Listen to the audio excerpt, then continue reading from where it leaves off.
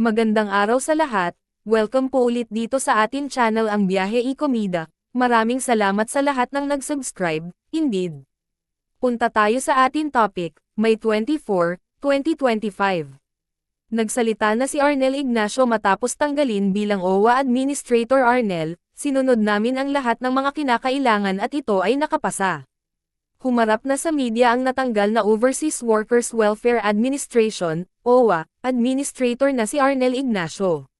Sa report ng GMAnetwork.com noong nakaraang Biyernes, May 16, 2025, inihayag ng Department of Migrant Workers, DMW, Secretary Hans Leo Kakdak na tinanggal sa pwesto si Ignacio dahil sa loss of trust and confidence. Ito ay matapos pumasok di umano si Ignacio sa isang maanumalyang 1.4 billion land acquisition deal na hindi raw dumaan sa tamang proseso. Former Administrator Ignacio did not resign from office. He was removed and replaced on the count of loss of trust and confidence due to an anomalous 1.4 billion Philippine pesos land acquisition deal that did not go through the OWA Board of Trustees on at least 6 counts, ani Kakdak. Dagdag pa sa ulat, nakasaad sa batas na dapat aprobado ng board ang mga katulad ng transaksyong pinasok ni Ignacio. Ayon kay Kakdak, he did not inform the board on at least 6 counts, on 6 matters, surrounding the 1.4 billion Philippine pesos land acquisition deal. Ang nasabing na transaksyon ay may kaugnayan sa accommodations ng Overseas Filipino Workers, OFW, na sabi ni Kakdak ay hindi kailangan. Aniya, dapat kinonsulta muna niya ang OWA board doon pa lang. Kasi ako mismo, pagsasabihan ko siya na di kailangan yun because the private sector can secure mga accommodation requirements kung mayroong kailangang i-bilet na OFW. Pumasok daw si Ignacio sa nasabing kasunduan noong September 2024. Saad pa ni Kakdak, pero yung proyekto that spurred or brought on the land acquisition deal dates back to September 2023. Pinlano na nila noong September 2023, and then yung land acquisition, deed of sale, absolute sale, September 2024. Maari naman maharap sa reklamo si Ignacio. Sa isang press conference kahapon, May 23, 2025, ipinaliwanag ni Ignacio ang kanyang panig. Ayon sa kanya, noong pumutok ang isyu, minabuti niya munang huwag magsalita dahil nagulat din daw siya.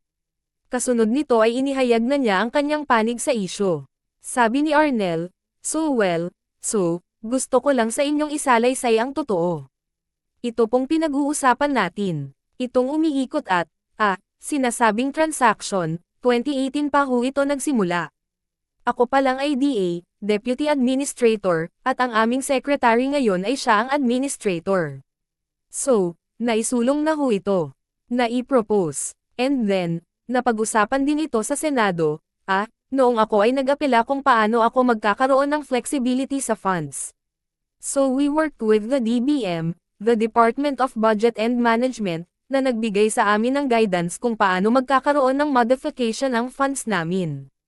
So, sinunod namin ang lahat ng mga requirements at ito ay nakapasa. Nabigyan kami ng Special Allotment Release Order. At nagtuloy-tuloy ang proseso hanggang sa na-acquire yung lupa. Ito po ay dinala namin sa board. Dinala namin sa board bilang report ng OWA at binusisi ng ilang technical working group na binuo rin po ng aming chairman na si Chairman Secretary Hans Kakdak, na kaibigan ko. Kaibigan ko, walang nakitang iniliban na hakbang. Lahat ng mga requirements sinunod at sinabing maayos ang aming pagkakasunod sa RA 10752. Ang RA 10752 ay an act facilitating the acquisition of right-of-way site or location for national government infrastructure projects. Dagdag pa niya, ito po ang, kaya ho ako gulat na tinawag itong anomalous deal. Ito po ang katotohanang kwento. Kaya ho ako nagugulat sa mga pangyayari. Hindi na raw bago ang panukalang proyektong ito na malaki sana ang pakinabang para sa OFW. Dagdag ni Arnel, noong 2018 pa lang isinulong na ito. Kaya nung sinasabi na hindi ito bagay sa OFW, nagulat ako. Since this is a project that we can consider a legacy project for our OFW. Ang lupang ito katabing-katabi lamang, katapat ng Terminal 1. 6,499 square meters. At, makakapagtayo tayo doon ng, at least sa aming vision, paraiso nila, eh. Ang nakakalungkot at nakakabigat ng dibdib, imbes na ito, papunta na tayo doon sa makita natin na mabuo ito, narito tayo, ito ang pinag-uusapan natin. Iyon ang napakabigat. Pagkatapos, napakaraming allegation sa akin. Saan nanggaling? Sa isang papel na walang nakapirma, na ang dami-daming sinabi na kinita ko. Hindi, pati nga yung numero hindi na nga magkasundo kung magkano. But let me tell you, to the OFW I have been serving, hindi ko kayo pinagtaksilan. Ginawa ko lang ito para sa inyong pagmamahal at wala po akong kinita dito. Walang ganon ito because Land Bank po ang nag-assess nito. As a government financial institution, it's the Land Bank who assessed the value, and it is exactly the amount that OWA paid. So, hindi ko maintindihan kung bakit kailangang araw-arawin ako, nakaliwat ka na nakausapin kayong lahat, na paulit-ulit sasabihin na may anomalya ang aking ginawa.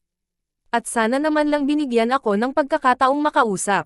Nagulat na nga lang po ako na isang araw pinatawag ako na ako ay papalitan. So, yun po ang nangyari dito. Hindi ko po ito itinago. Sa ito pong ganitong kagandang transaction, bakit namin itatago ito? Itong transaction na to, o itong proyektong ito, ay gusto mong ibigay sa OFW. Bakit? Bakit po itatago ito? We were very transparent each step of what we have been doing. Again, may I emphasize, it started in the Senate. It's on record. Umaasa naman si Arnel na kahit papano ay magkakaroon ng kailan-awan sa naratibong ibinabato sa kanya. Dagdag niya, I hope all the questions you have in mind ay nasa sagot na ng aking narrative ngayon, because alam po naman po yung mga nasa isip ninyo. Kaya minabuti na namin na on this day, eto po yung kwento. Eto po ang kwento ng nangyari dyan. And one more thing, there's an issue na ito daw binili namin na hindi raw pwedeng tayuan, sapagkat napakalapit meron po kaming permit sa CAAP, Civil Aviation Authority of the Philippines. Merong permit sa CAAP. Taxes, hindi po tayo nagbabayad ng taxes dito. Hindi po kami. So, lahat ng mga kwento tungkol dyan, I am totally shocked at all the accusations. But again I'd like to emphasize, nung dinala po namin ito sa board at kami po ay binusisi, we were scrutinized, the technical working group came up with the report na sinunod lahat.